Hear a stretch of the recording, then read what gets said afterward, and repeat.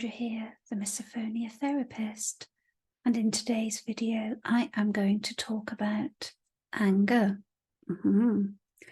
So my video today is in fact inspired by something one of my clients said to me fairly recently during a session. She said she felt angry and helpless, but trapped in a situation that she felt she had no control over. And this type of scenario is very common with people who suffer with misophonia. And I wanted to just use this video to reflect a little on the actual expression of anger. Now, anger is an emotion that we often suppress, and women in particular aren't encouraged to express it, and we are often judged more harshly when we do. And indeed, any woman who has even been assertive is considered to be bossy and difficult. So I realise how much of a sweeping statement this is, and I'm really not trying to be controversial here. What I'm trying to say is that by giving yourself permission to express and release anger can really help to shift harmful energy in both your body and your mind. Anger which is unexpressed can cause a lot of harm, and there's a theory that misophonia can often result from suppressing emotion, and in particular anger. And especially if the sufferer isn't exactly sure what they're angry about, maybe you just feel it.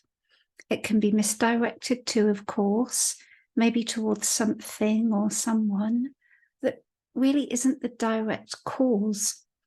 And often with misophonia, we direct our rage toward the sound or the person or the thing making the sound.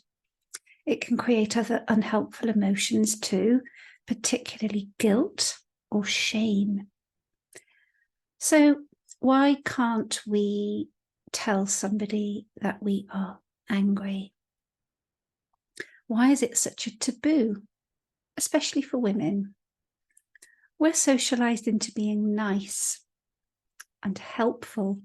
Maybe this is part of the problem. Maybe it really is okay to say you are angry. You don't have to be nice or quiet or helpful all the time.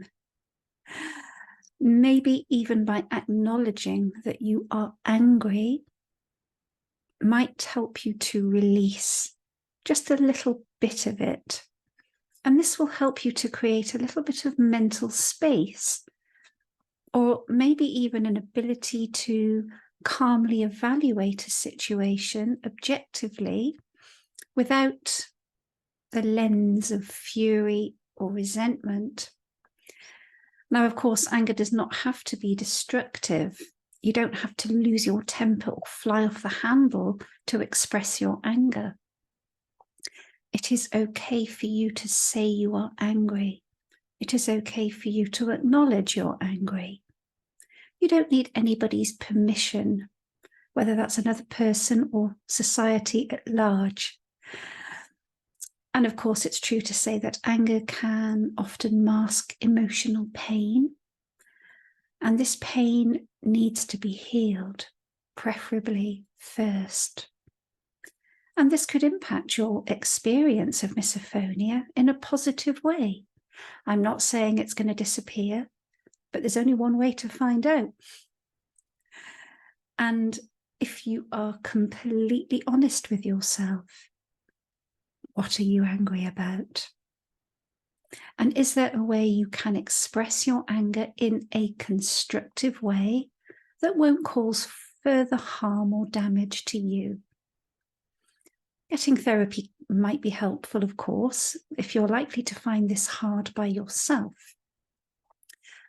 Remember that your anger does need an outlet, and if it's not going anywhere, it will create a lot of internal havoc.